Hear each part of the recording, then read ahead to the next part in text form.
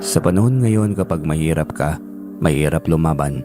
Kapag napagbintangan ka, kung wala kang pera, kulong ka kaagad. Walang mag-aasikaso sa kaso at tuluyan kang madidiin. Totoo bang kasabihan na hindi lahat ng nakakulong ay may kasalanan? Kamakailan lamang ay nagkawarant ang online sensation na si Diwata sa kasalanang hindi naman niya ginawa. Walang masusing investigasyon basta kinulong ka agad sa kasalanang wala siyang kinalaman. Ika niya, kung wala siyang pera ay paano kaya siya makakalaya? Paano kung isa siya sa mahihirap, di baka nasa kulungan pa rin siya? Paano na lamang ang ibang mga ordinaryong tao? Nakakabahala. Kaya nang magreklamo siya sa isang sikat na programa, doon nadinig ang totoong nangyari. Naimbestigahan ng maayos kung bakit nakulong si Diwata dahil may gumamit sa kanyang pagkakakilanlan. Nakakabahala ang ganitong sistema ng Pilipinas sa totoo lamang. Kahit sabihin nating may social media pa, may mga nakakalusot pa rin. May mga AI na rin na kayang gumawa ng larawan na kapani-paniwala at pwedeng gawa ng hindi makatotohanang kwento. Kaya mahirap ngayong magtiwala sa kahit kanino. Makakapagsabi ka na lamang talaga na mabuti noong unang panahon. Kesyo ganito, kesyo ganyan. Walang social media, payapa at nakakapagkomunika ang ibang tao sa harapan. Pero alam nyo ba na hindi na bago yung nakakasuhan sa kasalanang hindi mo nagawa? Kagaya ng kwento ng lolo ko kamakailan lamang nang namatay noong 2024 sa edad na 84. Taga Cebu ako at nasa 35 na. Naglakas loob akong ibahagi ang kwento ng lolo Arcelo ko dito, Sir Joseph, dahil sa nakita kong balita. Yun nga yung tungkol kay Diwata. Naalala ko ang palaging kinukuwento sa akin ni lolo na alam kong totoo dahil sa sobrang bait niya. Alam kong wala siyang nagawang mali sa ibinibintang sa kanya noong kabataan niya. At dito, alam kong mas babagay na ikuwento ang karanasan niya dahil hindi ito ordinaryo. Hindi ko na lamang po babanggitin ang pangalan ko dahil sa nag-iisang apo ako at uniko iho rin ng papa ko. Taong 1965. Bago po natin simulan ang kwento, inaanyayahan ko po kayo mag-subscribe bilang suporta po dito sa ating channel. Kabado si Arcelo habang iniimpake niya ang kanyang gamit. Magkahalo ang kaba at galak na makaapak sa Maynila. Para sa kanila, ang Maynila ay syudad kung saan aangat ka sa buhay dahil sa dami ng oportunidad dito. Kapag kasi may mga taga sa kanilang nakakarating galing Maynila, umaangat ang buhay ng mga mahal nila sa buhay sa probinsya. May naipapadalang maraming pera kaya nakakapundar. May iba naman na hindi na nakakauwi at nawawalan ng komunikasyon sa kanilang mga mahal sa buhay. Ang iniisip ng iba'y kung hindi gumaan ng buhay ay nakapag-asawa na ito ng mayamang taga Maynila kaya ayaw nang bumalik sa probinsya at sa pamilyang hikahos. Anak, wag na wag ka makakalimot ha. Baka mamaya niya makahanap ka ng mapapangasawa doon tapos makalimutan mo na kami. Malungkot na paalala ng ina ni Arcelo. Hindi po mangyayari yun, inay. Kayo po ang dahilan kung bakit gusto ko magtrabaho sa Maynila para makaahon tayo sa hirap at hindi na magsugat pa ang kamay mo sa matapang na sabon dahil sa kakalabas sa mga mayayamang pamilya. Maluhaluhang niyakap ng kanyang ina si Arcelo. Hindi na siya naihatid ng kanyang ina sa barko dahil na rin sa pamasahe. Panatag naman ang loob nito dahil may kasabayan nitong kababayan nila. Nang makarating siya sa Maynila, ay inihatid siya ng kasabayan niya sa bahay ng kanyang tiyuhin sa Paco. Imbis na maging masaya dahil magkikita sila ng kanyang tiyuhin subalit hindi. Maliit ang bahay na inuupahan nila. May isang anak ang tiyuhin niya na nooy naghahanda na sa pagpasok. Maaga kasing nakarating si Arcelo dahil madaling araw dumaong ang barko. Mukhang may dumating na namang dagdag palamunin. Nakasimangot na pasaring ng asawa ng kanyang tiyuhin na nooy inihahanda nito ang polong isusuot ng asawa. Tila tinutusok ang puso ni Arcelo dahil sa bungad sa kanya. Pero kahit na ganoon ay ngumiti pa rin siya at binati sila ng magandang umaga na para bang hindi niya yun narinig. O Arcelo, dumating ka pala. Sino ang kasama mo? At bakit nandito ka? Magbabakasyon ka ba? Sunod-sunod na tanong ng kanyang tiyuhin. Ni hindi nito nasabi na pumasok muna siya. Nakatayo tuloy siya sa bungad ng pintuan dala ng tampipi. Nilulunok ang hiya. Nandito po ako para maghanap ng trabaho, tiyo. Ayun naman pala, tutulong maghanap buhay. Halika, pasok ka. Doon pa lang siya pinapasok ng tiyuhin niya. Mama, yung blusa ko, laban mo mamaya. Kailangan ko yun sa trabaho bukas eh. Sigaw ni Mikay. Pinsan niya na nasa 25 taong gulang. O, narinig mo yon. Hindi na ako magpapaligoy-ligoy pa. Total, nandito ka rin naman. Hindi libre ang tumira dito. Kaya habang naghahanap ka ng trabaho, tumulong-tulong ka sa bahay. Hindi ito probinsya. Lahat dito binabayaran, pati nga pagdumi. Binabayaran din. Ikaw ang maglaba mamaya. Utos ng kanyang tiyahin. Napalunok si Arcelo pero umuo na lamang din. Nang makapagbihis ang tiyuhin niya na kapatid ng namayapa niyang ama, ay umupo na ito sa pagkainan at nag-almusal. Ano ang natapos mo? Tanong niyang tiyuhin sa kanya. 3 taon lang po sa mataas na paaralan, tiyo. Napailing na lamang ang kanyang tiyuhin samantala si Elvira na asawa ng kanyang tiyo ay napangisi. Na siyang nakakainsulto, napapayuko na lamang si Arcelo. Hanap ako ng restaurant na pwede mong pasukan bilang waiter. Wala ka kasing natapos kaya hindi kita marerekomenda sa ibang opisina. O di kaya janitor. Dito bawal ang tatamad-tamad.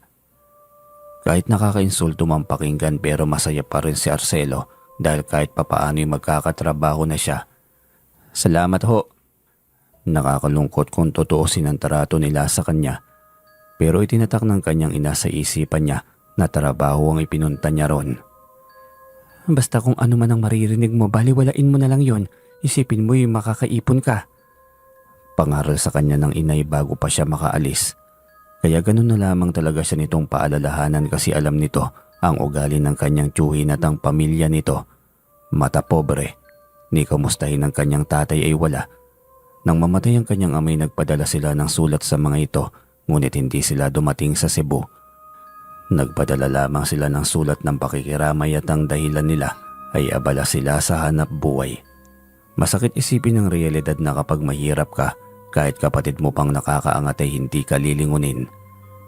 Sa unang araw niya tinambakan na siya ng trabaho ng ginang. Dinaanan lamang siya ni Migay nang papasok na rin ito sa opisina. Ang tiyahin naman niya ay nagtatrabaho bilang mensahero ng isang kumpanya, kaya kahit papaano ay may kaya rin sila. May tinapay dyan at kape. Ganyan ang magiging agahan mo rito. Iligpit mo ang mga pinagkainan. Maglinis ka ng kwarto pati rito sa sala at kusina. Kuskusin mo rin ang banyo. Ayoko ng maduming bahay.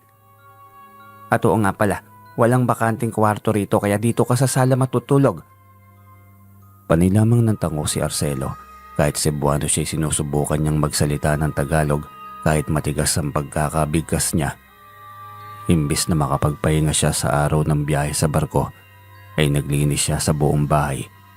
May hilo-hilo pa naman siya dahil sa hindi siya sanay sumakay sa barko.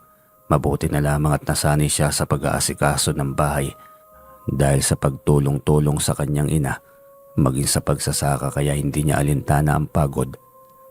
Samantala ang kanyang tiya Elvera, ayon ay nakailata lamang at hindi naglaon ay nagtungo siya sa kanto upang makibingo. Nang makatapos siya sa gawaing bahay ng hapong yun ay napaupo siya sa sala. Pagod siya, sobrang init sa Maynila, hindi kagaya sa probinsya na napaka-presko ng hangin. Tumingin siya sa kanilang kapitbahay na ngayon lamang niya napagmasdan. Hinawi niya ang kortina na nakatabing sa bintana. Walang bakod kaya nakikita niyang labas-masok sa 2 palapag na bahay na gawa sa kahoy. Tila bumalik siya sa probinsya dahil bukod sa gawa sa kahoy ang bahay, may magkabilang puno ng duhat pa sa tabi nito. Habang mataman niyang pinagmamasdan yon, ay nakita niyang magagandang dalaga na palakad-lakad sa bintana. Iba-iba ang muka. Siguro malaking pamilyang nakatira sa bahay na yon. Ani Arcelo sa kanyang isipan. May isang babae na maikli ang buhok ang bumaba mula sa 2 palapag. Nasa gilid kasi ng hagdan sa labas ng bahay kung saan may teresa rin. Maganda ang babae maging ang pangangatawan nito. Makinis at maputi rin na bihira lamang sa kanilang probinsya. Biglang napalingon sa kanya ang babae kaya nagulat si Arcelo. Mabilis niyang tinakpan ang bintana. Nahimas niya ang kanyang dibdib at muli niyang inalala ang pangaral ng kanyang ina na huwag magpapatokso sa Maynila. Maraming magaganda ngunit marami rin ang nanloloko para lamang sa pera. Muli siyang umupo nang datnan siya ng kanyang tiya Elvira. O kung uupo ka, wag dyan sa sopa. Meron naman plastic na upuan, doon ka umupo. Oo nga pala, natapos mo na ba yung trabaho mo? Oho. Akala ni Arcelo ay makapagpapahinga na siya. Ngunit agad siyang tinawag ng ginang mula sa kusina upang tulungan siyang magluto. Ayaw kasi nito na si Arcelo ang magluto dahil wala pa siyang tiwala rito. Ang iniisip nito'y baka lagyan niya ng kung ano man ang luto niya. Ganun ang naging sistema niya sa bahay ng kanyang tiyuhin. Maging si Mikay na palagi siyang inuutosan na para bang hindi siya nito pinsan. Kaya kapag hindi niya kinakaya ang sama ng loob, lumalabas siya kapag hating gabi. Nagtatago siya sa likod ng bahay na tinitignan ng kapitbahay nila. Pakiramdam kasi niya nakakabalik siya sa probinsya. Hindi naman siya makikita dahil walang ilaw sa labas ng bahay. Kuripot kasi ang pamilya.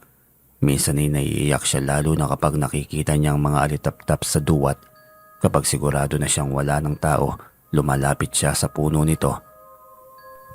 Bago ka lang dito? Boses ng babae na nanggaling sa kanyang likuran. Nagulat tuloy si Arcelo. Natuod siya sa kanyang kinatatayuan nang makita ang babae na may maikling buhok. Matamis itong nakangiti sa kanya. Napakaganda ng maliit nitong buka, kaya napayuko siya sa hiya. Opo, dyan lang ako nakikituloy. Nahihiya niyang tugon. Itinuro pa nito ang bahay ng kanyang tiyuhin. Napagik-gik pa ang babae na tila ba naaaliw kay Arcelo. Nakakatuwa naman ang pananalita mo. Kung makapo ka naman parang ang tanda ko na. Hindi ka taga rito.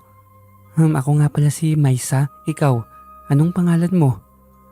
Arcelo, Cebuano ako kaya ganito ako magsalita. Hindi naman maramdaman ni Arcelo na iniinsulto siya ng dalaga kaya tipid siyang ngumiti sa hagik-gik nito. Tinanong pa siya nito kung bakit siya nandoon sa bahay nila kaya sinabi ni Arcelo ang totoo. Mas nagiliw ang dalaga sa pagiging totoo niya. Pumunta ka lang dito kapag ganitong oras. Umuwi ka na, mukhang hinahanap ka na kasi sa inyo. Pagkarinig ni Arcelo sa sinabi niya, kinabahan siya kasi kapag nalaman nila na wala siya sa sala, mapapagalitan siya. Nagpaalam siya kay Maisa. Nang makapasok na siya wala naman tao, kaya nahiga siya. Nang makapikit siya bumukas ang kwarto ng kanyang tiyuhin, lumabas ang kanyang tiya Elvira at siniguro kung nakakandado ba lahat ng pintuan bago nagtungo sa banyo. Mabuti na lang at hindi niya nakalimutang ikandado ang pintuan. Kung hindi malilintikan sa akin ang lalaking ito, kaunting pagkakamali lang palalayasin ko talaga ito sa pamamahay ko. Bubulong-bulong pang saad nito. Gustong maiyak ni Arcelo dahil sa naririnig niya na yon, kaya nagpanggap talaga siyang tulog. Pero may bahagi sa kanyang isip na hindi niya naikandado ang pintuan. Basta sa pagmamadali niya, matapos niyang may sara ang pinto'y agad na siyang nahiga. Kaya nakapagtataka o baka dahil sa nervyos niya, hindi niya namalayan na naikandado pala niya yon. Sa uli ay pinagkibit-balikat niya na lamang yon. Nag-isip na lamang siya ng magagandang pangyayari, kagaya na lamang ng pag-iisip niya tungkol sa nangyari kanina. Masaya siya dahil mabait sa kanya ang kapitbahay nilang si Maisa. Hindi rin mapanghusga. Sunog pa naman siya sa araw dahil sa kakatrabaho sa bukid. Kahit papaano yung pakiramdam niya may kaibigan siya. Ilang araw na lumipas. Kahit nahihirapan siya sa pakikitungo ng kanyang tiyuhin, hindi may kakailan na nababawasan ang pagod niya dahil sa kaibigan niyang si Maisa. Lagi niya itong pinupuntahan tuwing gabi upang makausap ito. Heto, tinapay. Abot ni Maisa ng pagkain kay Arcelo. Tinanggihan iyon ng binata dahil kalalaki niyang tao. Tanggapin mo na, alam kong hindi sapat ang pinapakain nila sa iyo. Ganyan kasi ang dating tumira dyan. Babae nga lang. Nagulat si Arcelo kasi hindi nga lamang pala siyang tumira sa bahay ng kanyang tiyuhin. Nasa lilim sila ng puno ng duhat habang nag-uusap. Tinanggap na lamang din niya ang pagkain bigay sa kanya dahil kumakalam na rin naman ang kanyang sikmura. Salamat. Nakakaya kasi ikaw pang nagbibigay sa akin. Hayaan mo, makakabawi rin ako sa iyo. Heto pa, tanggapin mo ito. Makakatulong yan sa iyo balang araw. Iniabot nito ang kwintas na may palawit na maliit na puting bato na pabilog. Pinagmasdan yon ni Marcelo at nagpasalamat. Hayaan mo, pag nagkapera ako, bibilan din kita ng regalo. Natuwa naman ang dalaga sa narinig. Kinabukasan nga ibinalita sa kanya ng kanyang tiyuhin na may nahanap na siyang trabaho para sa kanya janitor sa isang ospital. Ano na ngayon ang magiging silbi ng pamangkin mong yan dito? Paniguradong ipapadala lamang niya ang sweldo niya sa probinsya. Reklamo ni Elvira. Napayuko si Arcelo. Sa gabi naman siya magtatrabaho. Nawala ang pagkainis ng ginang nang marinig yon. Arcelo, bawal ang tatamad-tamad dun ha? Paalala pa ng kanyang tsuhin sa kanya. Masaya si Arcelo dahil sa wakas ay magkakatrabaho na siya. Matapos ang trabaho niya buong araw sa bahay ng linggong yon, ay sinamahan na siya ng kanyang tsuhin sa ospital kung saan siya maglilinis. Sinulatan pa nito ang kanyang ina upang kumustahin nito. Halos magdadalawang linggo na rin kasi siya. Ngayon lamang siya nakalabas. Sa Lunes pa siya magsisimula, kaya makakausap pa niya si Maisa sa gabi. Mabuti naman at makakapagtrabaho ka na. Masayang komento ng dalaga. Napansin ni Arcelo na hindi nagpapalit ng damit si Maisa. Gusto sana niya itong tanungin subalit baka masamain niya. Nagpatuloy ang masaya nilang kwentuhan nang may tumigil na magarang sasakyan sa harap ng bahay. Isang sikat na brand ng sasakyan, kaya alam niyang mayaman ang nagmamay-ari nun. Aalis na sana siya upang magtago nang hawakan siya ni Maisa at sinabing umupo lamang. Baka makita nila tayo dito. Wala yan, huwag mo nang pansinin dahil karaniwan lang yan dito. Hindi maintindihan ni Arcelo ang ibig sabihin ng kanyang kaibigan. Bumaba ang isang magandang babae sa mamahaling sasakyan na yon. Isa yun sa nakikita ni Arcelo sa bahay ni Maisa. Pati ang lalaki ang bumaba at may inilagay sa dibdib ng dalaga. Naghalikan pa ang dalawa at sinabihan siya nito na sa susunod ulit may katandaan ng lalaki. Dire-diretsong pumasok ang babae sa bahay ni hindi sila nilingon nito. Doon ipinaliwanag ni Maisa na ang mga kababaihan sa bahay na yon ay lahat bugaw. Umuupa lamang sila sa bahay na yon. Nalungkot si Arcelo at napatingin sa malayo. Huwag mo sabihin ganun din ang trabaho mo. Pahalagahan niyo dapat ang sarili niyo. Huwag niyong basta-basta ibenta sa mga lalaki ang tanging habol lamang nila sa inyo ay ang inyong katawan. Sana nga lahat ng lalaki kagaya mong mag-isip. At sana nga maglakas rin ang loob ang mga kababaihan na nasasakdal sa ganitong buhay. Pero huwag ka mag-alala, hindi ganito ang trabaho ko. Matagal na ako rito simula nang ipinanganak ako. Nakahinga kahit papaano nang maluwag si Arcelo. Bibisitahin na lamang kita sa trabaho mo minsan. Bihira ka na lang kasi makakapunta rito. Sabi mo yan ah. Mahirap man na nag-aasikaso si Arcelo sa bahay at mamayang gabi naman ay magtatrabaho siya. Pero kinakaya niya. Dahil din sa nakita niya kagabi ay panay silip niya sa kabilang bahay. Natatakot siya na baka mamaya niyan ay sumasakay din sa mamahaling mga sasakyan si Maisa. Hindi niya may paliwanag ang sarili pero pakiramdam niya dapat protektahan niya ito. Buwisit na lalaking ito. Ano bang sinisilip-silip mo sa bintanang yan? Ano, naglalaway ka na rin ba sa mga haliparot yan? Asik ni Elvira nang makita siya nitong pagkagaling sa bingguan. Kumuha ito ng walis tambo at pinalo sa binti si Arcelo. Napaaray ang binata. Itinutok nito ang hawakan nito sa kanya. Ayoko ng kababuyan dito sa pamamahay ko ah. Sa oras na mahuli kitang sisilip-silip sa mga haliparot na yan, itatapon ko na talaga ang mga gamit mo sa labas. Maliwanag ba? Naiyak na lamang si Arcelo habang tumatango. Sa unang pagkakataon ay nakaranas siya ng pananakit. Para siyang hayop na basta-basta na lang sinasaktan. Kinagabihan ay pumasok siya sa trabaho. Dinala niya ang kaunting hapunan sana niya bilang pambaon. Alam mo na siguro kung paano pumunta doon. Basta umuwi ka na maaga. Anang tsuhin niya. Mabibigat ang hakbang niya habang paalis. Alam niya ang lugar dahil matalas ang kanyang isip at dahil nga sa pinakitang ugali ng pamilya sa kanya, alam niya sa kanyang sarili na ito ang mangyayari. Hahayaan siya ng mga ito.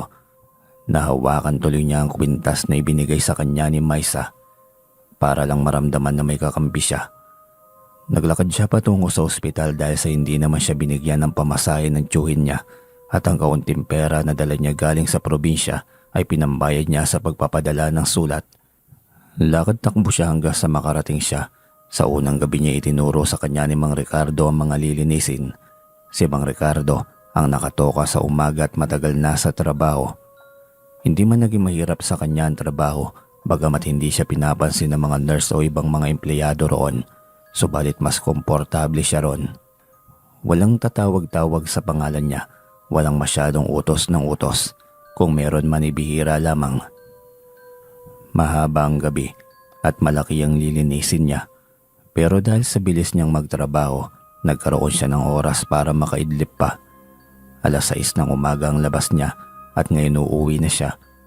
Nakita niya si Maisa na nakasakay sa isang pampasaherong jeep.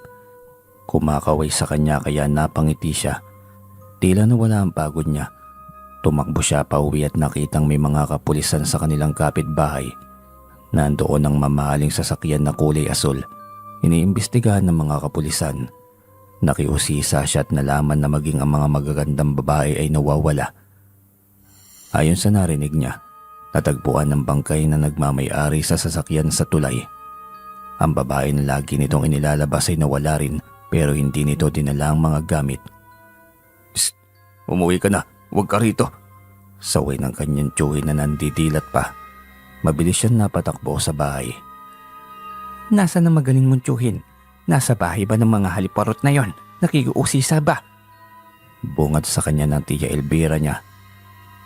"Ano na naman bang binubunga-bunganga mo dyan? Kararating lang ng tao galing sa trabaho eh." Sagot ng kanyang tiyuhin na nasa likuran na pala ni Arcelo. Mukhang nagkakainitan ng mag-asawa. Akala mo hindi ko alam na namboboso ka sa kabilang bahay? Ano? Natatakam ka na rin sa mga baboy na yan? Kumpronta ng kanyang asawa. Walang kaabog-abog na sinampal ng tiyuhin niya si Elvira. "Tumigil kang ambwisit kang babae ka. Bukod sa hinahayaan kong ipabingo mo yung binibigay ng anak mo, gawing katulong ang pamangkin ko, binubungangaan mo pa akong hinayupa ka.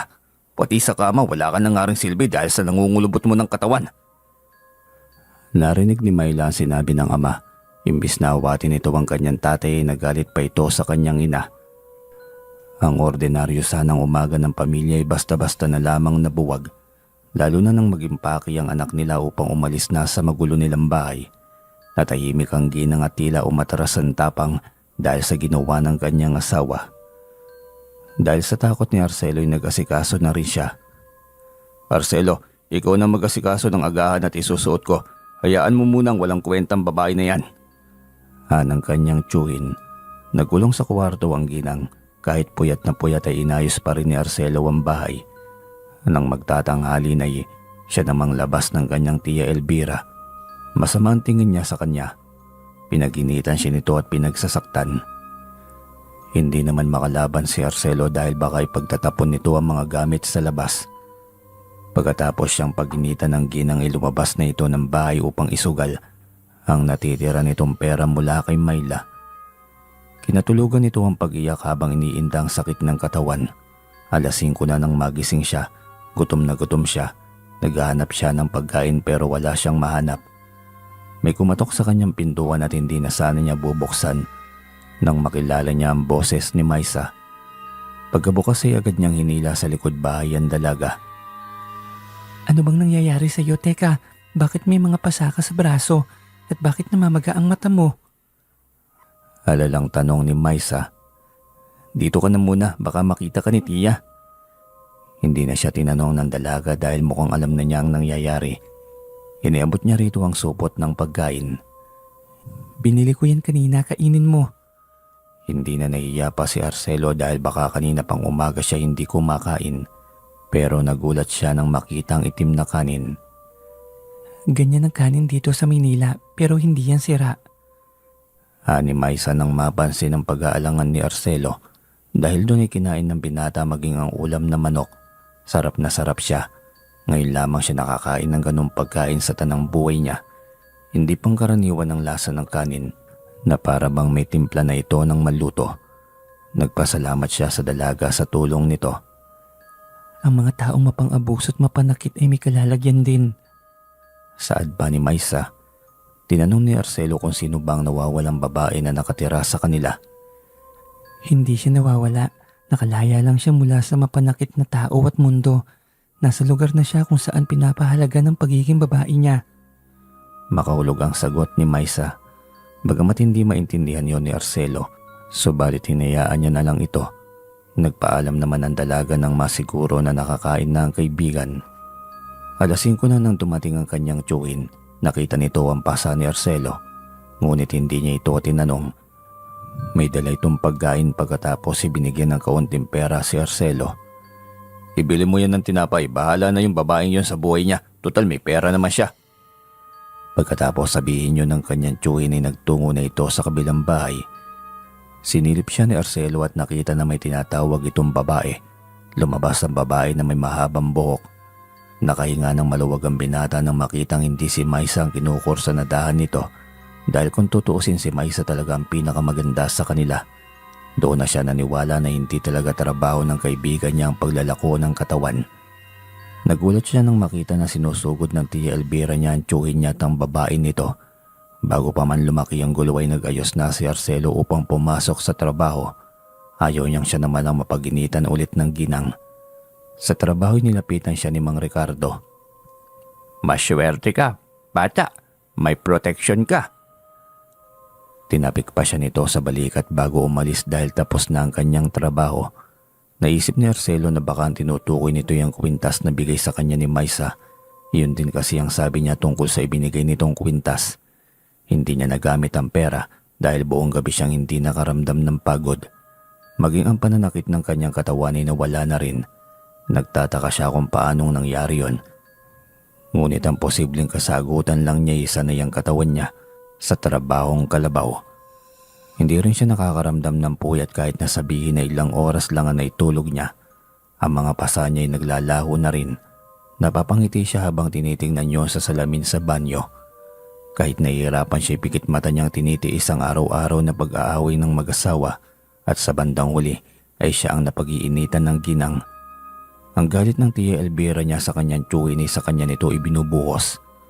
Kung nabubugbog siya sa asawa, ganon din ang ginagawa ng Tia Elvira sa kanya. Hindi niya magawang umalis kasi wala naman siyang mapupuntahan. Hindi rin niya alam ang pasikot-sikot sa Maynila at higit sa lahat ay wala siyang salapi para gastusin kung sakaling aalis siya. Sa katapusan pa ng buwan ng sweldo niya kaya ganon na lamang ang kanyang pagtitiis. Isang gabi papunta sa trabaho, nadaanan niya ang isang babae na nakatira sa bahay ni Maisa. Padabog na umaalis sa kotse pero hinila ito ng lalaki. Tila pinipilit nito ang dalaga na sumama sa kanya. Hindi pala away si Arcelo pero may nagtutulak sa kanya na tulungan ng babae. Kaya sumugod siya at hinila rin palabas ang babae sa kotse. Sir, kapatid ko ang babaeng ito. Mapipilitan ako magsumbong sa pulis kung pipilitin mo pa siya. Pagkarinig ng lalaki ay humarurot na ito palayo. Nagpasalamat ang babae sa kanya. Pakisabi kay Maisa na huwag din lalabas sa ganitong oras, delikado. Nagulat ang dalaga sa sinabi nito na parang hindi niya alam ang tinutukoy nito pero hindi na siya nakapagtanong dahil umalis na ang binata. Manyatili ka mabuti bata upang hindi ka masali sa mga biktima.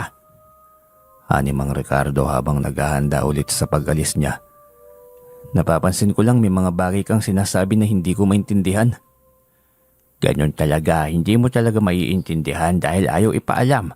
Malalaman mo rin sa tamang panahon. Sa ngayon wala pa ako sa posisyon para sabihin ito sa iyo. Sinundan na lang ng tingin ni Arcelo ang matanda.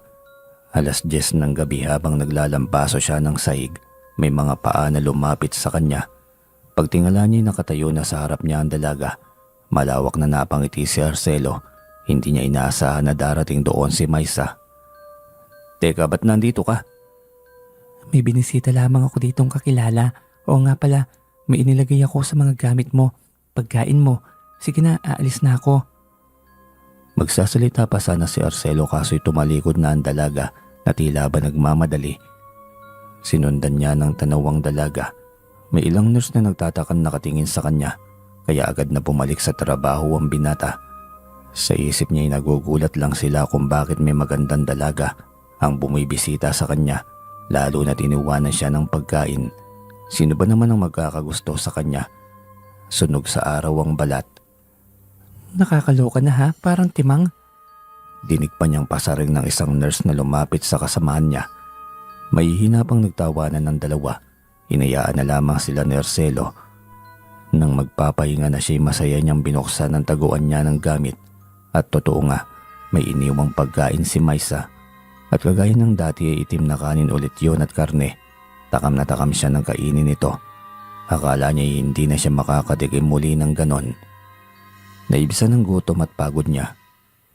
Nang pauwi na siya galing sa trabaho, hinarangan siya ng gwardiya. Pasensya na iho, pero kung nahihirapan ka na dito sa Maynila, mas mabuting umuwi ka na lamang sa inyo. Anong gwardiya sa kanya. Halata kasi na hindi siya taga Maynila dahil nga sa pananalita nito. Bakit ho? Ano po bang meron? Napapansin kasi namin na bukod sa lagi kang puyat, kinakausap mo na rin ang sarili mo. Nagsalubong ang kilay ni Arcelo. Sige ho, salamat sa paalala. Napapakamot na lamang siya sa kanyang ulo. Wala siyang natatandaan na kinakausap niya ang kanyang sarili habang umuuwi. Sa bahay, muli niyang inasikaso ang kanyang tiyuhin sa pagpasok. Kasama na nito ang babae niya na natulog sa bahay habang ang tiya Elvira niya ay nagkukulong sa dating kwarto ni Myla. Nagpahanda ng pagkain ng tiyuhin niya para sa kanila ng kalaguyo niya. Kainin mo na yan, huwag mo kaming istorbohin sa loob ha. Anang tiyuhin niya nang matapos magagahan. Kapag dakay muli silang bumalik sa kwarto, tinignan lamang ni Arcelo ang pagkain. Hindi siya nagugutom kaya itinabi niya yon sa tiya Elvira niya. Mag-aasikaso na sana siya para makatulog kaagad nang lapitan siya ng tiya Elvira niya. Hinawakan siya nito ng maigpit sa braso. Anong tinutunga-tunga mo dyan? Palabasin mo yung haliparot na yon sa pamamahay ko. Bulyaw ni Elvira. Natatakot si Arcelo dahil sa itsura nito. Maraming pasa ang kanyang muka. Magagalit po si Tiyo. Hindi ko po kaya, tiya. Dahil doon ay kumuha ng pamalo ang babae at ipapalo sana sa binata. Nang matigil siya, napaupo siya habang hawak ang kanyang dibdib. Tiya, tiya. Paulit-ulit niyang tawag. Natakot siya at natataranta na siya at hindi alam ang gagawin nang biglang sumulpot sa bungad niya si Maisa. Hindi pa yan mamamatay, Arcelo. Hayaan mo muna siya para matauhan.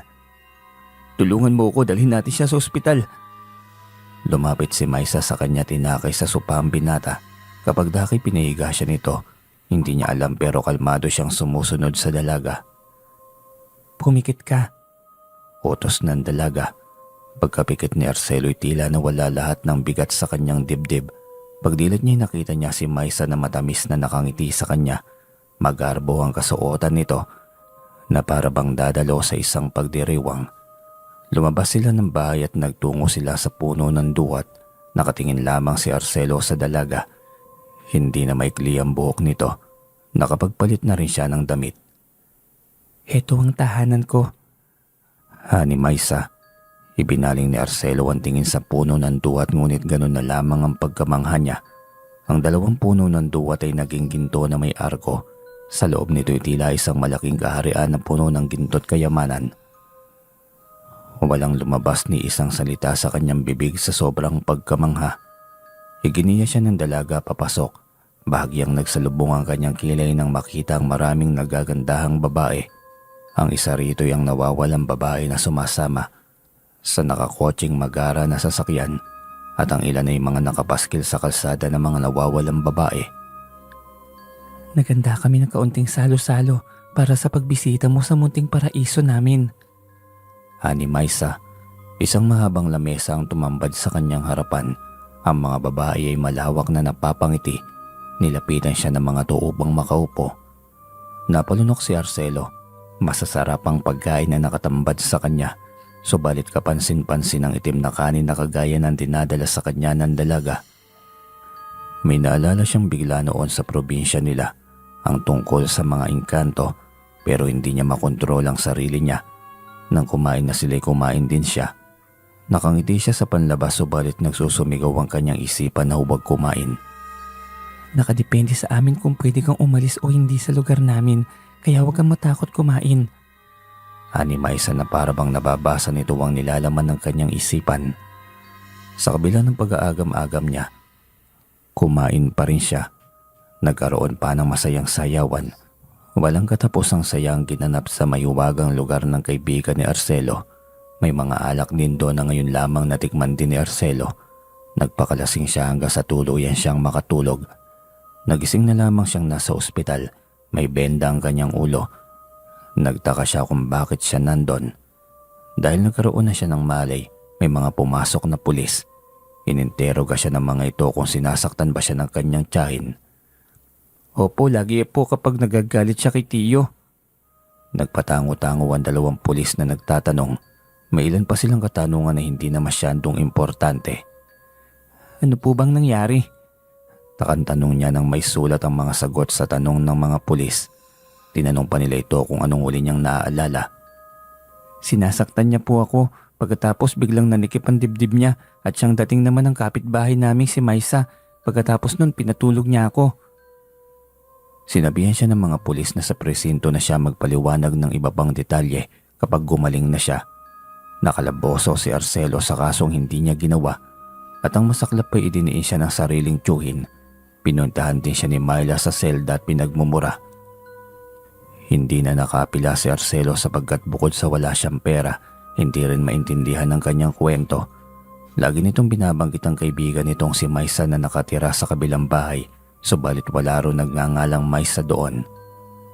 Kahit inilarawan pa niya na may kuli ang buhok nito, ay wala talagang babae na nakatira sa kanilang kapitbahay na may maikling buhok. Panagutan mo na lamang ang kasalanang nagawa mo. Ako nang bahala sa nanay mo. Anang tiyuhin niya nang bisitahin siya nito sa kulungan. Hindi kinakitaan ng galit at tila ba wala lamang sa kanya ang pagkamatay ng kanyang asawa. Tiyo, wala po akong kasalanan. Nanikip po talaga ang dibdib niya nang atakihin niya ako. Pagpapaliwanag ni Arcelo, umaasa siyang tutulungan siya nito, subalit tinalikuran na lang siya nito. Nakita pa nito na naghihintay sa labas ang kalaguyo nito at napaiyak na lamang ang binata. Naguguluhan siya sa mga nangyari, paano nagkaroon ng saksakan tiyahin niya, paano siya nabagok, at nasaan si Maisa. Nababaliw na ba siya? Pinaglalaroan ba siya ng sarili niyang katinuan? Habang nasa kulungan siya may mga kalalakihan na lumapit sa kanya, nakangisi at wari na tatakam sa kanya. Napatras siya mula sa kinahihigaan. Hindi niya nagugustuhan ng mga tingin nila. Huwag niyo po akong sasaktan. Pagmamakaawa niya sa mga sangganong may malalaking katawan. Sinabihan pa siya na hindi naman nila ito sasaktan, kundi ay pasasarapan lamang. Doon pa lang, mukhang alam na ni Arcelo ang nais ng mga lalaking yon. Nagsumiksik siya sa kanyang higaan. Mahigpit niyang hinawakan ng kanyang kwintas nang maalala ang proteksyong sinasabi ni Maisa. Nakita niya ang pag-iiba ng reaksyon ng mga kalalakihan. Kagaya ng nangyari sa kanyang tiyahin ay tila ba nanikip din ng mga dibdib nila. Pinanood sila ni Arcelo, nanlalaki ang mga mata niya sa nakikita hanggang sa dahan-dahang nanlalabo ang kanyang paningin. Pagdilat ng mga mata niya ay muli niyang nakita si Maisa. Anong nangyari? Bakit ako nakulong? Panaginip ba ito o imahinasyon lang? Gulong-gulo si Arcelo ngunit tila nagkaroon siya ng pag-asa nang makita ang dalaga. Malungkot siyang tinitigan ni Maisa. Pinrotektahan lang kita mula sa iyong tiyahin, ngunit hindi ko akalain na papaslangin ng tiyuhin mo ang tiya mo at sa iyo niya isinisisi yun. Paumanhin. Ano ka ba talaga? Bakit walang nakakakilala sa iyo? Itinuro ko na sa iyo kung saan ako nanggaling, hindi ako tao. Sumamyo ang hangin sa mukha ni Arcelo habang paulit-ulit niyang naririnig ang sinabi ng dalaga. Doon niya napagtanto na pagkain nga ng engkanto ang pinapakain niya sa kanya. Kaya pala kapag nagtatambay sila sa duhat ay walang nakakapansin sa kanila. Hindi pala sila binabaliwala kasi talagang hindi sila nito nakikita, pati sa ospital. Kaya pala tinatawanan siya ng mga nurse dahil sa hindi nila nakikita ang nakakausap niya, maging ang payo sa kanya ng gwardiya na alala niya. Iyon pala siya lamang ang nakakakita kay Maisa, maging ang pagbisita nito sa kanilang lugar ay hindi lamang pala basta-basta panaginip lamang. Pakiusap, tulungan mo akong makauwi sa inay ko, kailangan pa niya ako. Napayuko si Maisa. Hindi magiging madali ang hinihiling mo. Ang kaya lang naming pagbigyan na yung mga nilalang na nasa lugar na namin. Isa akong Ercedemes, tagaparusa ang layunin namin. Naluha na lamang si Arcelo dahil sa pag-alala sa kanyang inay. Wala itong kaalam-alam sa kanyang sinapit. Ngunit dahil sa busilak ang puso mo, susubukan kong magagawa ko para matulungan ka namin. Basta huwag mo akong mababanggit sa mga immortal. Talaga? Sige, makakaasa ka. Nagising ulit si Arcelo na nasa morgue. Natigalgal ang mga tagabantay doon kung paano siyang nabuhay. Gayong ilang oras na rin siyang hindi humihinga. Napaantada ng krus ang mga tagabantay ron. Muli siyang ibinalik sa kulungan. Nilipat siya sa Bartolina dahil sa nangyari sa mga kasamahan niya. Ang bawat isa'y tila na baliw matapos siyang mawala sa wisyo. Panandalian lamang yun dahil hindi pa naman nila alam ang totoong nangyari. Iba kasi ang takot sa kanya ng mga kasamahan nila. Pero mas gusto ni Arcelo doon dahil sa hindi siya natatakot mapag-isa. Mas nakakatakot na may mga kasamahan nga siya subalit binabantaan naman siya. Pwede rin kasi siyang pagtulungan ng mga yon. Ilang araw ang lumipas at hindi na nagpakita sa kanya si Maisa. Pabigat na rin ang pabigat ang loob ni Arcelo. Palagian siyang nagdarasal. Hindi ko alam kung bakit mo sa akin ibinigay ang ganitong pagsubok. Ang hangarin ko lang naman po'y mapabuti ang aking inay. Sana ho patatagin niyo pa po lalo ang loob ko. Kung may maganda kayong plano sa akin, sana'y mahinti ko pa po yun.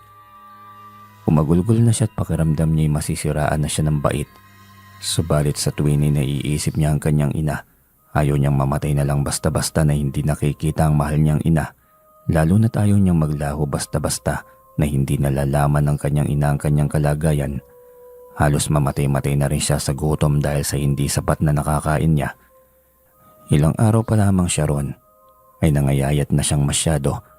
Nang isang pagkakataon na magising siya nakakita siya ng pagkain sa tabi niya. Hindi niya maaninag yon dahil sa madilim ang lugar. Itinapat niya yon sa maliit na butas ng pintuan at nakita ang loob ng supot, itim na kanin. Natakot siyang kainin yon kaya itinabi niya ito. Baka kasi mawalan na naman siya ng malay at isama siya sa mundo nito. Pakiramdam niya na iiwan ang kanyang katawan at sumasama ang kaluluwa niya sa engkanto. Yun ang dahilan kung bakit napagbintangan siya at yun din ang dahilan kung bakit kamuntika na siyang mailibing. Nakarinig siya ng boses sa kung saan. Boses ni Myla. Kainin mo na yan para magkaroon ka ng lakas habang ginagawan ko ng paraan para makalaya ka. Sumikip ang dibdib ni Arcelo. Nagtatalo ang paninisi at ang pagpapahalaga niya sa kanyang kaibigan. Gagamitin ko ang pamamarusa ko sa totoong nagkasala para makalaya ka. May tiwala ako sa iyo. Maghihintay ako. Pagkatapos ay hindi na niya ulit narinig ang boses. Kinain niyang itim na kanin. At kagaya ng dati muling bumalik ang kanyang sigla. Hindi kalaunan ay may dumating na pulis. Ililipat na siya ng kulungan. At dahil nga sa nangyari sa mga sangganong kamuntikan ng mabaliw, walang nagtangkang kurso na daan siyang muli. Kaya kahit papaano gumaan ang kanyang pakiramdam, ngunit ayaw pa rin niyang pakampante, lalo na't may nakikita siyang pinagtitiripan ng mga kasamahan niya. Habang tumatagal ay hindi na siya nakatiis sa pagpapahirap ng ibang bilanggo sa mga baguhan. Nasasanay na rin siya, kinakain na rin niya ang kanin na itim na ibinibigay sa kanya ni Maisa, kaya hindi na siya nanghihina. Pumasok siya sa banyo at doon ay nakita niya ang pagpapahirap sa bagong bilanggo. Hoy, mga baboy! Sigaw niya. Humarap sa kanyang mga lalaking nangaagrabyado sa baguhang preso. Dinuro-duro pa sila nito habang sinasabing huwag siyang makialam kung ayaw niyang makatikim. Nakakadiri kayo mga bakla! Muli pa niyang sigaw. Nagpantigan-tingan ang tumatayong leader sa kanya. Kaya inatake niya si Arcelo subalit madali siyang nagapi ni Arcelo. Hindi makatapat ang lakas nila kahit pinagkakaisahan pa nila ito. Binugbog niya silang lahat. Hindi pa sana niya ito titigilan kung hindi lamang dumating ang isang pulis. Nagpasalamat sa kanyang lalaking tinulungan niya habang pinagpapapalo sila ng mga pulis. Muli siyang bumagsak sa Bartolina. Kumalat sa selda ang usap-usapan tungkol sa unang nakaengkwentro niyang mga batikang sanggano na kamuntikang mabaliw sa selda. Maging ang muling pagkabuhay niya sa morgue. Kaya nang muli siyang makalabas sa Bartolina ay wala nang nagtangkang painitin ng ulo niya. May isang bago na nakapasok na naman na agad niyang kinagaanan ng loob. Si Mario na hindi nakaranas ng pananakit dahil si Arcelo na mismo ang lumapit sa kanya. Sing edad niyang lalaki. Bisaya pud ka dong? Tanong ni Mario. Napangiti si Arcelo sa unang pagkakataon. Pakiramdam niya'y bumalik ulit siya sa probinsya dahil sa para bang may kasama siyang kababaryo. Dili, Cebuano ro ako. Ikaw, asa ka? Nga naman na kadiri? Tanong ni Arcelo. Tinanong niya ito kung taga saan siya at anong dahilan bakit siya nasa kulungan. Gipasinglan akong amo na nangagwat ko og dughang kwarta sa iyahang bolt. Dili ko magtrabaho og dugay sa ilaha. Kung nakawat na ako ang ilahang kwarta, makasala ta bayad tong sa Ginoo. Paliwanag nito habang nakangiti pa. Pinagbibintangan raw siya ng amo niya na nagnakaw siya ng maraming pera kahit matagal na raw ito sa kanila. Hindi raw siya magtatrabaho sa kanila kung nanakaw niya ang pera. Magkakasala raw siya sa Panginoon. Natitigan siya ni Arcelo na tila ba nagbigay ito ng pag-asa sa kanya na kahit ano pa ang pinagdadaanan ay nakukuha pa rin niyang ngumiti dahil alam ng Panginoon ang totoong nangyari. At kagaya ni Mario, wala rin siya magawa para lumaban dahil bukod sa mahirap sila ay malayo rin ang pamilya nila. Nasa kani-kaniyang probinsya. Sinabi ni Arcelo kung ano ang kaso niya. Murder dong. Gulat na naibulalas ni Mario. Naay kinuodong. Paalala naman ito. Naging matalik silang mag-akosa kahit papaano ay nagkaroon siya ng kakampi. Isang gabi nang magising siya'y nakita niya sa labas si Maisa. Huwag na huwag ka magtitiwala kahit kanino. May mga tao talaga na nagbabalat kayo lamang. Ani Maisa. Pagdakay dahan-dahan siyang naglalaho. Nahawakan niya bigla ang kanyang kwintas na bigay sa kanya ng engkanto. Simula nang sabihin niyo ni Maisa ay naging alerto na siya. Kinutuban na kasi siya sa kasama niya. Marami nang nagsisiwala ang gamit ng mga kasamahan nila, kagaya ng pera o di kaya'y sigarilyo. Mukhang alam na ni Arcelo ang nangyayari, lalo pat nakikita niya minsan si Mario na nagtatago ng sigarilyo. Hindi sila parehas ng sitwasyon. Siya ay napagbintangan, samantalang si Mario ay totoong nagnanakaw. Dong, nindot imong asoy?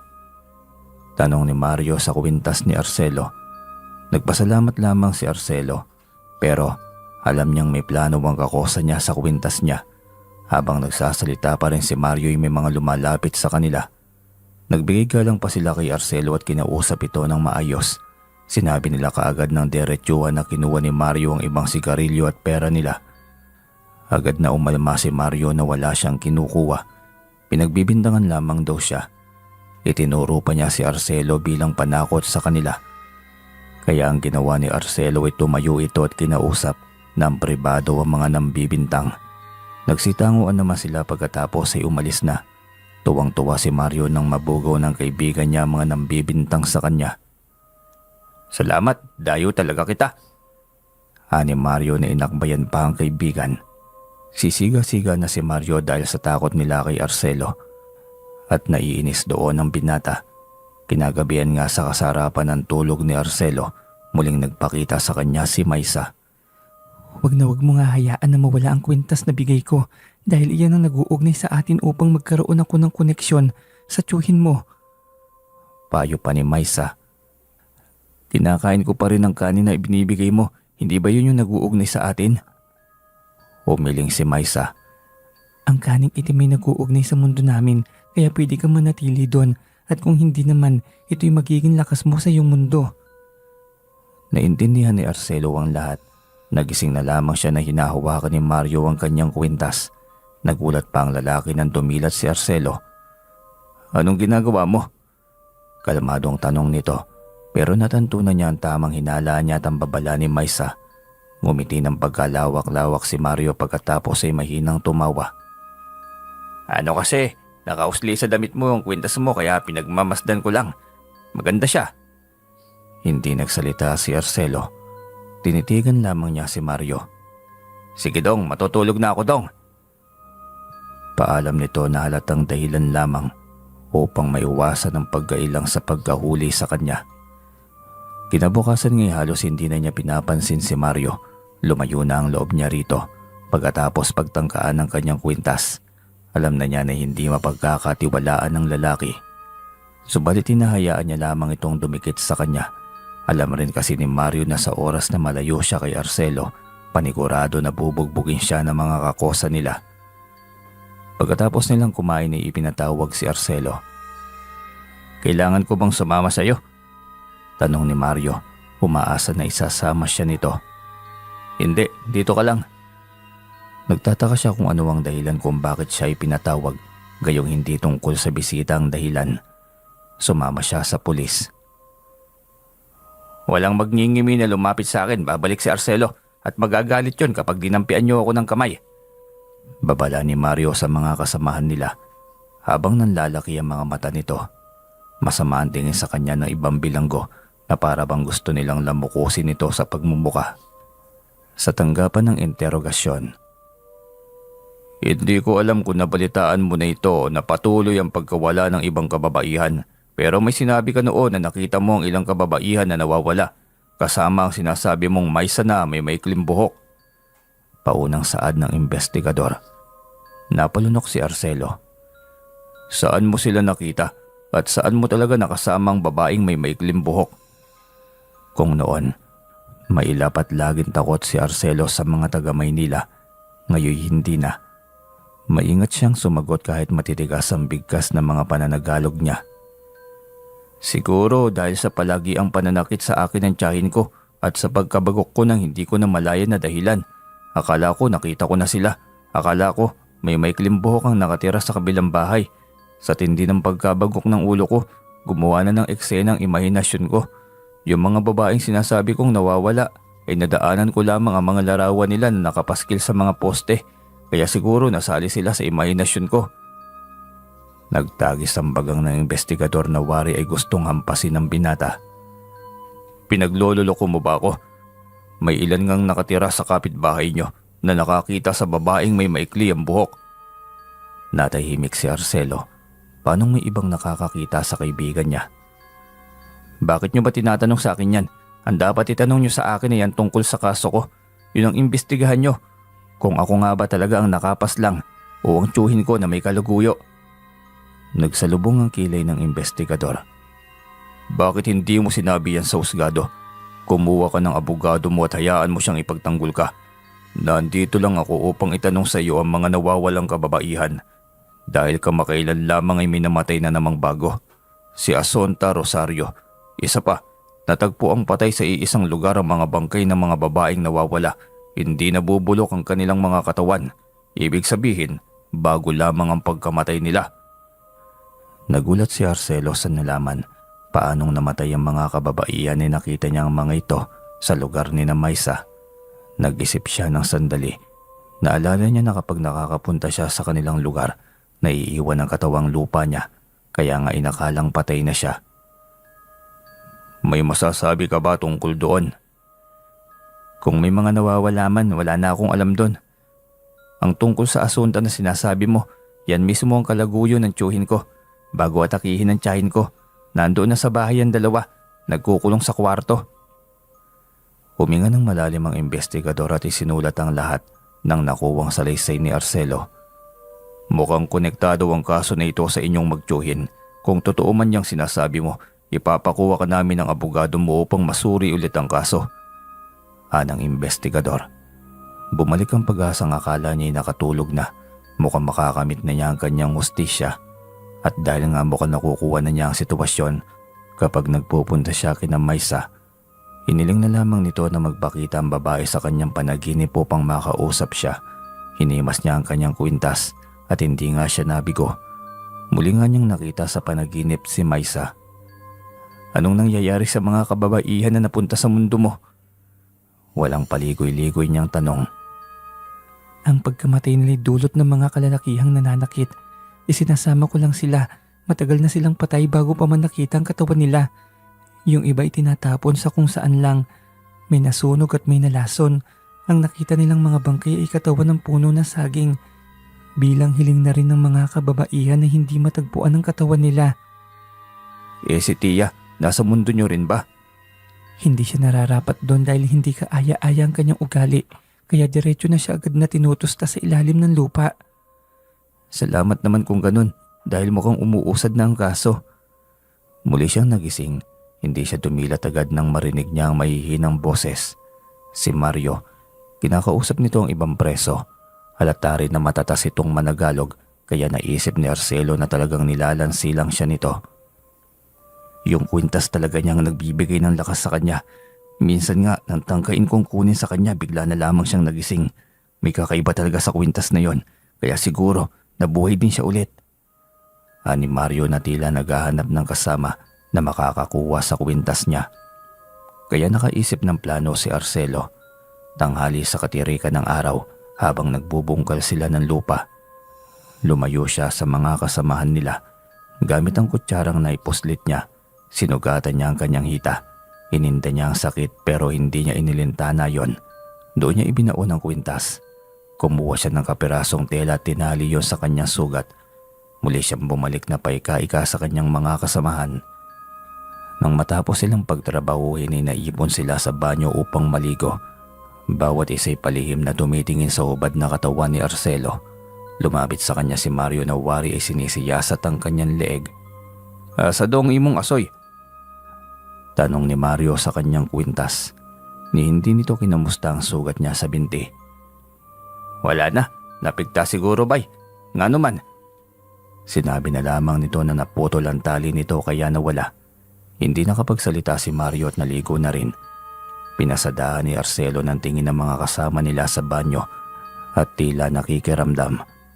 Alam ni Arcelo na mukhang bumalik ang inis nila kay Mario. Napangisi na lamang si Arcelo.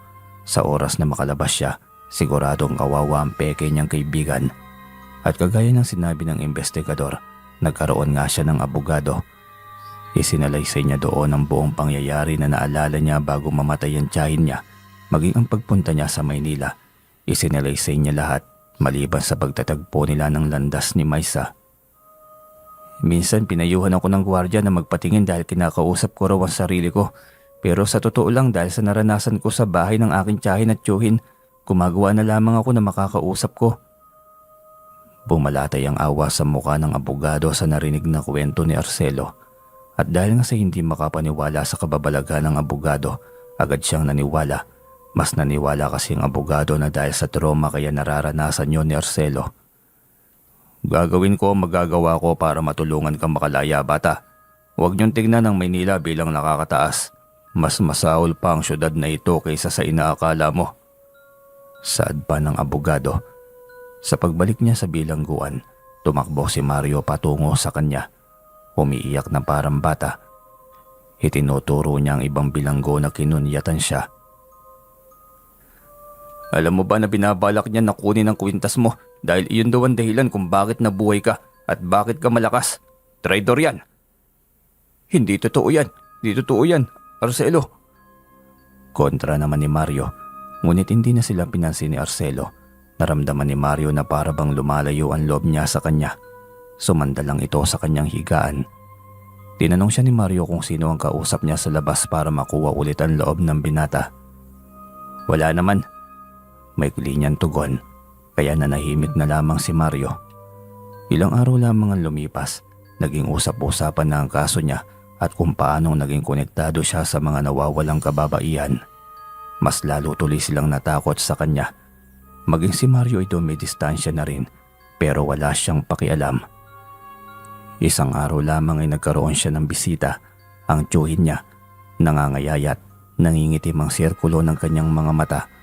Umpak ang pisngi at tuyot na para bang hindi nakakatikim ng tubig ng ilang linggo. Balisa rin itong tumingin-tingin sa kung saan-saan. Ni hindi nakaramdam ng awa ang binata nang makita ang sariling tiyuhin. Hindi na rin siya natatakot dito. Nawala na siya ng respeto nang hayaan at idiin siya nito sa kasalanang hindi niya ginawa. Nang makaupo si Arcelo ay agad niyang hinawakan ang kamay nito. Arcelo, pakiusap, pawiin mo sa lisay mo na may kinalaman ako sa pagkamatay ng Tia Elvira mo. Wala akong alam. Bisita ng bisita sa akin ng mga pulis. Isa pa may mga taong lagi nakaabang sa akin sa labas. Hindi nila ako tinatantanan. Kahit nakatira na ako sa tinutuluyan ng anak kong si Myla, nakakarating pa rin sila doon. Hindi ko alam kung paano pero nakakatakot sila. Paliwanag sa kanya ng tiyuhin. Nanginginig pa ang mga kamay nito. Nakita niya sa labas ang pamilyar na babae na may maikling buhok. Nakangiti kay Arcelo. Mukhang alam na nito na may kinalaman ng kaibigan niya sa pangungonsensya sa kanyang tiyuhin. Hinila ni Arcelo ang kanyang kamay. Kahit hindi kayo makulong, hindi kayo titigilan ng konsensya niyo. Makukulong ka sa takot. Ang takot ng kanyang tiyuhin ay napalitan ng galit. Ano? Tumatapang ka na? Alam mo, hindi mo na makikita ang nanay mo, tandaan mo yan. dahil mabubulok ka rito. Asik ng kanyang tiyuhin. Tignan na lang po natin habang buhay kayong hihintayin ng mga nilalang na parating nag-aabang sa inyong bahay. Maging si Tia ay kasama doon. Isasama ka sa impyerno. Nasapak siya ng kanyang tiyuhin matapos sabihin yon. Pagkatapos ay sinigaw-sigawan siya. Muli pa sana niyang aatakihin si Arcelo nang awati siya ng mga pulis. Mabubulok ka sa kulungan. Tandaan mo yan. Muli ay naramdaman ni Arcelo ang pag-iisa nang hindi na rin siya pinapansin ni Mario. Pero simula rin ng araw na yon, may mga bumibisita sa kanya. Ang ilan ay pamilya ng mga nawawala. Subalit dahil na nga rin sa bilin ni Maisa, wala siyang sinabi maski isa. Nakatanggap siya ng mga masasakit na salita kapag wala siyang nasasabi, kaya napuno na rin siya. Bago lang ako sa Maynila, nagtatrabaho ako ng marangal pero heto, ako ang pinag-iinitan nyo. Sino bang nagsabi na hayaan yung mga anak nyo na magtrabaho ng hindi marangal? Tapos ako sisisihin nyo na dayo lamang din dito sa lugar na ito. Maraming nagulat dahil sa naibulalas niya. Mukhang natauhan sila sa mga narinig. Kahit Cebuano siya, hindi niya hinayaan na ganun-ganunin lamang ng mga tao. Lalo pat alam niya sa sarili niya na wala naman talaga siyang kasalanan.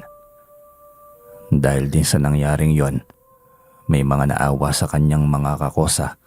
Nang malaman nila ang buong kwento niya, kung paano siya tratuhin, kung paano ginutom, ang tungkol sa pag-iwan niya sa kanyang ina upang makipagsapalaran at ngayon ay napagbintangan. Kahit papaano'y nakikisampat siya ang iba sa mga nangyari sa kanyang buhay. Ngunit dahil nga sa wala siyang pera, hindi siya basta-basta may pagtatanggol ng abogado. Hanggang isang araw, si Myla na ang pumunta sa kanya. Ang kanyang pinsan, umiiyak at humihingi ng tawad. Sinabi nito na titistigo na siya dahil sa hindi na niya kayang dalhin ang konsensya. Kapag naiisip niya ang mga pumatay sa kanyang ina ay pinagbabayaran ng inosenteng tao. Pakiramdam niya laging nandyan ang multo nito. Masamang nakatingin sa kanya. Humingi rin ito ng tawad kay Arcelo. Umiyak ang binata nang sa wakas ay natauhan na rin ang kanyang pinsan. Ibinigay rin ito ang sulat na nanggaling sa kanyang ina. Mas napahagulgul pa si Arcelo habang binabasa ang mga katagang, Umuwi ka na lang anak, hindi ko kaya na wala ka dito. Mas gugustuhin ko pang nandito ka habang may panahon pa ako. Kaysa nauubos ang oras mo sa pagpapaunlad habang nauubos ang oras ko. Lagi mong tandaan na mahal kita anak. Nagpasulat ako kay Mercy. Alam mo naman na hindi ako makabasa at makasulat. Ingat ka palagi. Muling nabuksan ang kaso at dahil sa pagtistigo ni Myla, nakalaya si Arcelo. Dahil wala namang anak na magdidiin sa ama para lamang makulong ito, isa pa'y may nakuha ring ebidensya kung saan napatunayan nakalaguyo nga nito ang namatay na si Asunta. Bagamat galit na galit ang amay walang nagawa si Myla, ito na lamang din kasi ang magagawa niya para maitama ang pagkakamali. Ang magulong pamilya ay tuluyang nasira. Muling nakabalik si Arcelo sa bahay ng kanyang tiyuhin, ngunit sa pagkakataong ding yon ay sila na lamang dalawang magkasama ng pinsan niya. Ang kabilang bahay naman ay wala ng tao. Maraming umalis matapos ang sunod-sunod na pangyayaring krimen. Marami ang natakot, pero ang puno ng duwat ay naroon pa rin, matayog na nakatayo. Bukas na bukas lilipat na rin ako. Hindi ko na rin kasi kayang manatili rito. Nakita mo naman ang kapitbahay natin. Maraming masasamang nangyari na dyan. Sinasabi nilang malas. Ipapagiba na raw ng may-ari. At ikaw, anong desisyon mo? Tanong ni Myla habang kumakain sila. Uuwi na ako sa amin kapag nakaipon na ako at ngayon maghahanap muna ako ng trabaho. Pumasok sa kwarto si Myla at ibinigay ang salapi. Pamasahe para raw sa kanya upang hindi na siya magtagal sa magulong Maynila. Malaking pasalamat ni Arcelo. Nang gabi ring yun ay muling bumisita si Arcelo sa puno ng duwat at kagaya ng dati ay naroon si Maisa, nakaupo at nakatanaw sa kalangitan. Umupo si Arcelo sa tabi niya. Salamat Maisa. Karapat dapat kang tulungan sa kabila ng pinagdaraanan mo. Nananatili kang mabuti. Sana mag-iingat ka palagi sa kung saan man ang paroroonan mo. Wala ka bang kakayahan na bumisita sa lugar namin? Hindi ito biringan. May iba't ibang antas ang mga engkanto at layunin. Ibang klase ang mga engkantong nasa lugar ninyo, pero hanggang dito lang ang teritoryo namin. Hindi man kami ang pinakamakapangyarihan, subalit nagagampanan namin ang layunin namin. Maaari bang bukas bumisita ako sa lugar nyo? Isang matamis na ngiti ang pinakawalan ng dalaga. Kinabukasan ng lumipat na si Myla. Kaya mag-isa na lamang si Arcelo. Muli niyang tinawag ang kaibigan at sa isang iglap napunta siya sa kanilang lugar. Wala doon si Asunta na kalaguyo ng tiyuhin niya. Natantunan niya na ang mga babaeng may masasamang layunin ay hindi kinukuha ni Maisa. Nagkaroon ng masayang pagdiriwang, subalit kahit nasa Malaparaiso siyang lugar, iba pa rin ang tumatakbo sa isipan niya, ang kanyang inay. Napansin niyo ni Maisa kaya tinanong niya ito. Hindi ka ba masaya? Naisip ko lang si nanay, mukhang may iniindang sakit. Hindi na siya kinulit ng dalaga. Nagpatuloy ang pagdiriwang hanggang sa matapos ito. Hindi ka na pwedeng magtagal dito, baka hindi ka na makabalik. Wala na rin makakagalaw sa katawan mo dahil sa kwintas na bigay ko. Heto, regalo namin sa iyo. Buksan mo lamang yan kapag nakauwi ka na sa inyo. Isang bagay yun na pabilog na nababalutan ng puting tela. Huwag na huwag mo nga hayaan na mabasayan ng tubig dagat at malagyan ng asin hanggat hindi mo nagagamit. Niyakap ni Arcelo ang kaibigan at panipasalamat sa mga tulong na naidulot niya. Nang makabalik siya sa kanyang katawan, muli niyang inuka-uka ang sugat niya sa hita upang kunin ang kwintas. Nakaramdam siya ng matinding sakit. Pero dahil sa nakain niyang itim na kanin, natiis niya yon. Dinala niya sa puno ng duwat ang kwintas. Babalik rin ako pagdating ng panahon. Inihatid siya ni Myla. Bumisita ka rin sa amin, wala kaming kamag-anak dito. Oo kuya, kapag may pagkakataon sumulat ka kapag nakauwi ka na. Masayang-masayang ina ni Arcelo nang dumating siya, bagamat wala siyang pasalubong ngunit hindi yon tinanong ng kanyang inay. Basta ang mahalagay dumating ng ligtas ang kanyang anak.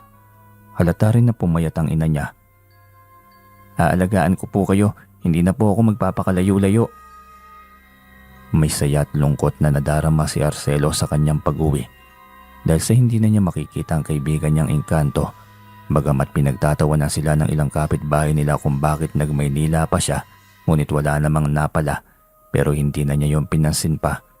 Hindi na rin niya sinabi kung ano ang kinahinatnatan niya sa paghihirap niya sa Maynila. Baka kasi mag-alala lamang ito. Ipinakita niya sa kanyang inang ibinigay sa kanya ng kanyang kaibigan. Nang buksan nila ito'y iyon ay limpak-limpak na ginto at may kape pa ron. Tinanong siya ng kanyang ina kung saan ba talaga ito nanggaling dahil sa hindi naman niya may paliwanag na basta lamang siya binigyan ng normal na kaibigan o ninakaw lamang niya kaya napaamin siya. Sa isang kaibigan, isang engkanto. Nanlaki ang mata ng kanyang ina na halos hindi makapaniwala. Doon ay kinuwento lahat ni Arcelo ang nangyari. Naiyak ang kanyang ina sa sinapit niya pero nangyari na ang nangyari. Hinding-hindi na mangyayari sa iyo ang pananakit ng iba hanggat nabubuhay ako. Pangako yan anak. Dahil sa salapi na binigay ni Maisa, umangat ang buhay nila. Sa una ginamit nila pampuhunan hanggang sa lumago. Dahil rin sa kape na kasama sa bigay ng engkanto, gumaling ang kanyang ina mula sa tuberculosis. Wala nang tumatawa sa kanila. Lalo pat kinuha silang mga empleyado ng pabrika na itinayo niya. Marami ang nagkaroon ng trabaho kaya nire-respeto na sila. Inay, bakit dito sa probinsya wala akong makitang engkanto pero sa Maynila meron? Di ba dapat mas marami sila rito? Kuryosong tanong ni Arcelo habang nagkakapi sila ng ina sa Teresa. May dahilan anak, ang mahalaga ay kung ano ka noong walang-wala ka. Ganoon din noong meron ka na, ang magpakabuti. Ngumiti si Arcelo. Hindi ko na po babanggitin kung anong klaseng negosyo ang naipatayo ni Lolo. Dahil sa totoo lamang hanggang ngayon, sikat pa rin sa Cebu ang negosyo namin. Namatay si Lolo na maraming natutulungan. Ang bili niya sa akin, ipangalan sa anak ko ang kaibigan niya. Kapag nagtatanong ako kung saan sa pako ang may duhat ay hindi naman niya maituro. Pero alam niya na nandoon ang lugar ni Maisa. Naisip ko na siguro sinadyang ipalimot kay Lolo ang totoong lokasyon niya. Ang tanging bakas na naiwan na yung salaping nagpaangat sa kanila. Higit sa lahat ay ang sugat niya sa binti kung saan niya ibinaon ang kwintas. Sa mundo kung saan may labis na kulang, kung saan minsan hindi pantay-pantay ang tingin sa atin, isa lang ang tama, huwag magbago kahit ano pa ang hamon na ibinabatong pagsubok ng buhay. May engkanto man o wala. Bali hanggang dito na lamang po Sir Joseph ang napakagandang kwento ni Lolo Arcelo at ni Maisa, yung engkanto. Maraming salamat po sa inyo.